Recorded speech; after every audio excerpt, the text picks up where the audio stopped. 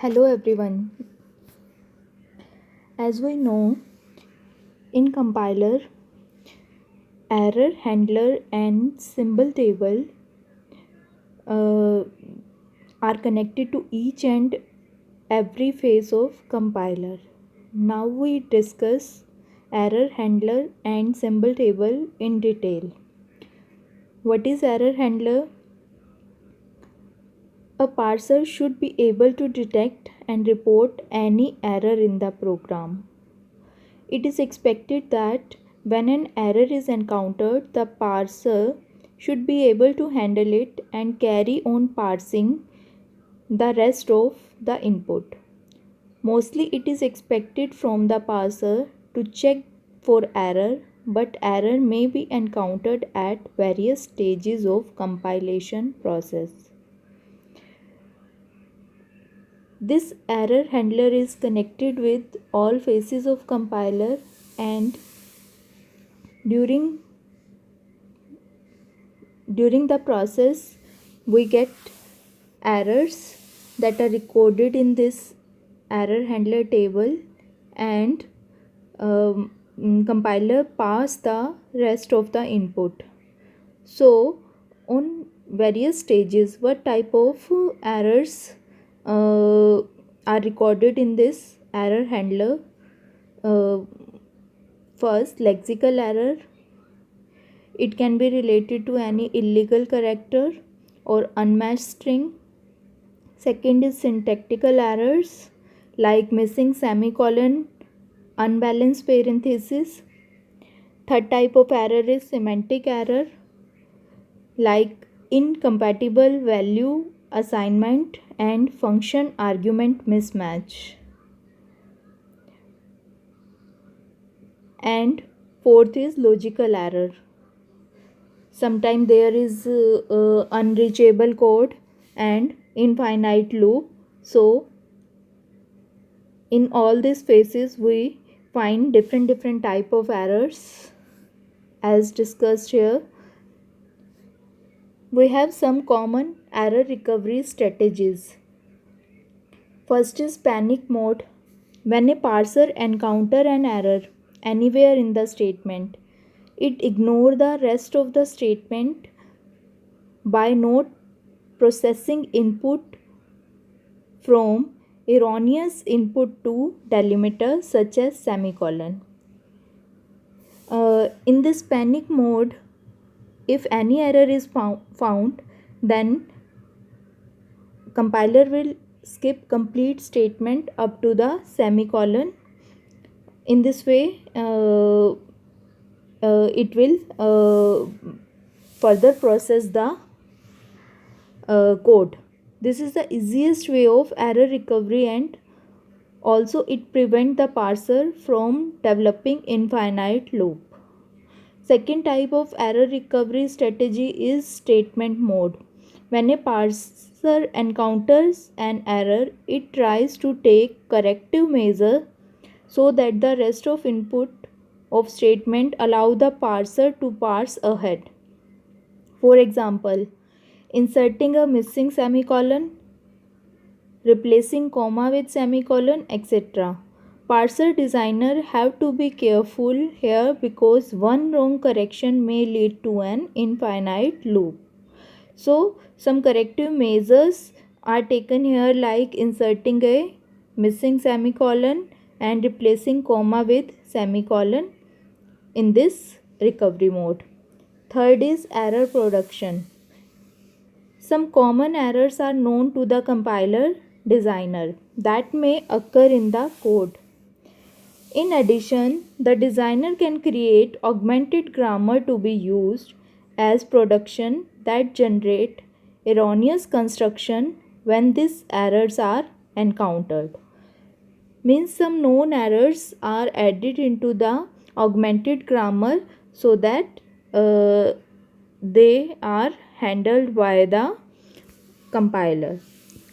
This third is error production mode. So first is panic mode, second is statement mode, and third is error production. Last is global correction. This strategy has not been implemented in practical yet, but we should know about this strategy. The parser considers the program in hand as a whole and tries to figure out what the program is intended to do and tries to find out a closest match for it, which is error free. When an erroneous input statement is fed, it creates a pass tree for some closest error-free statement y. This may allow the parser to take minimal changes in the source code, but due to the complexity of this strategy, this is not implemented in practice yet. So,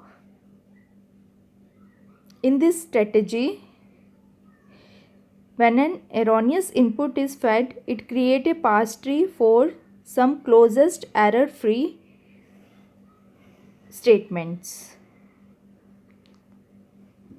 So all these are 4 strategies of error recovery.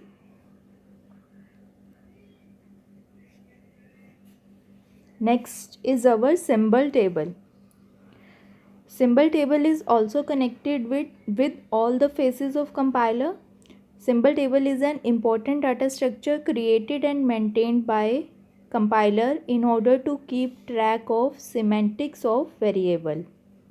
For example, it stores information about scope and binding, information about name, information about instances of various entities such as variables, function name, classes, object.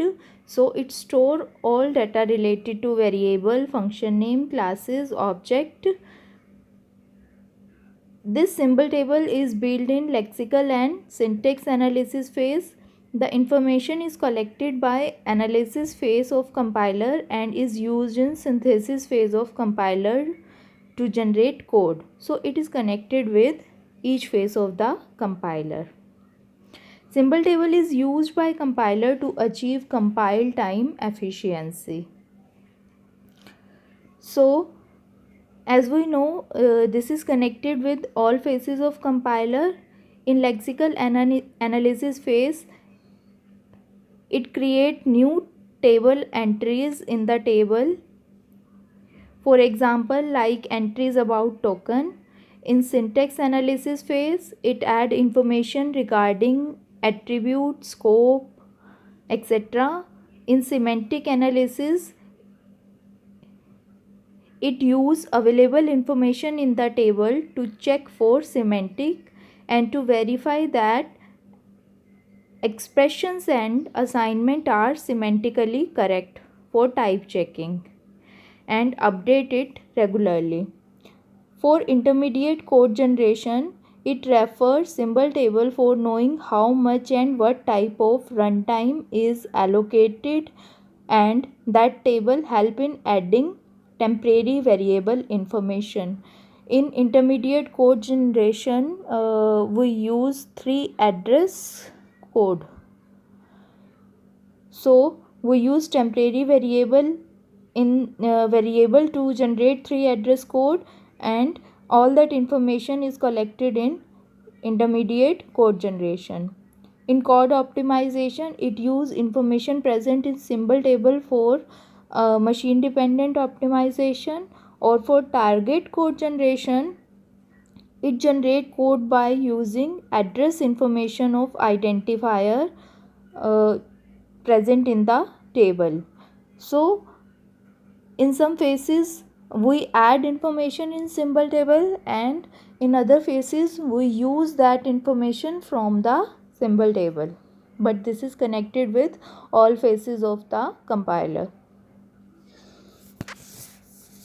So what type of item is stored in symbol table? Like variable name, constant, function name, strings, compiler generated temporary variable, labels, etc. And what type of information is used by compiler from symbol table?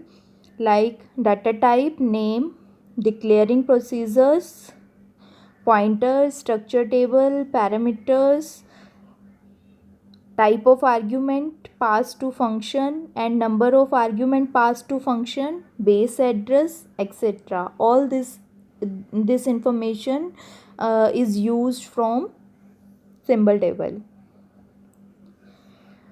Operations that are performed on symbol table like allocate, free, lookup, insert, set attribute and get attribute. Allocate operation is used to allocate a new empty symbol table.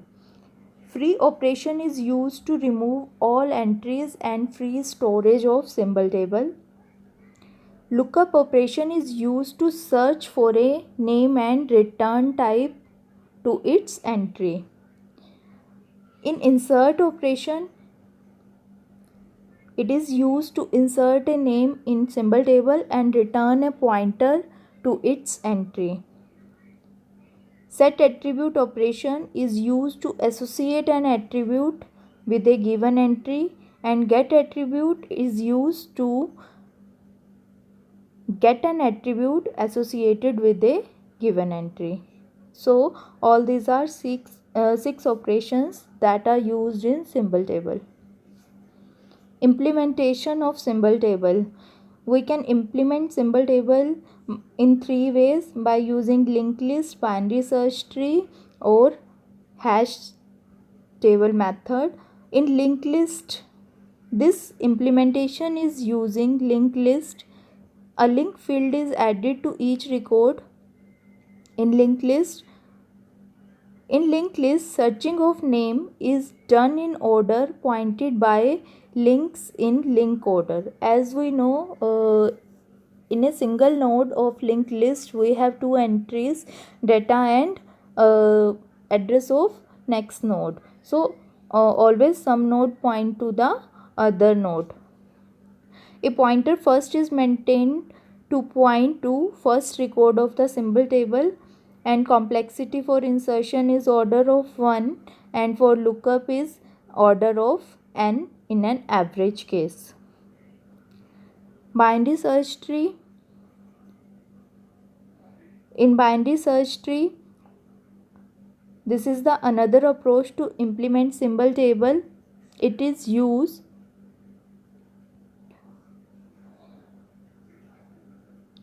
to implement symbol table. As we know, in a tree we have two fields, left field and right field. All names are created as child of root node and always follow the property of binary search tree. Binary search tree. In binary search tree, as we know, a root node, left tree of means left tree always have less value than root node, and right tree have greater value than root node. For insertion and lookup, complexity will be order of log 2 n in average case for binary tree. Third is hash table. In hashing scheme, two tables are maintained, a hash table and symbol table, and is the most commonly used method for implementation of symbol table. A hash table is an array with index range 0 to table size -1. So we have all entries in the hash table that will start from 0 to total size -1. These entries are pointer pointing to name of symbol table. To search for a name, we use hash function that will result in any integer between 0 to table size -1. Complexity for insertion and lookup will be order of 1. We always prefer to use hash table for symbol table implementation, because in hash table quick search is possible, and disadvantage of hash table is complicated to implement. It become complicated to implement as compared to linked list and binary search tree. So we have three implementation method: linked list, binary search tree, and hash table for symbol table implementation. Our next topic is storage allocation. Runtime environment manage runtime memory requirement for the following entries. During runtime, how compiler will manage runtime memory requirement. We have three type of entries: code, procedures, and variable. For code, it is known as text part of the program and doesn't change at runtime. Its memory requirement are also known as compile time. Whatever be our memory requirement means text part of the program, that is known at the compile time. For procedures, their text part is static but they are called at random manner. That is why stack storage is used to manage procedures call and activations.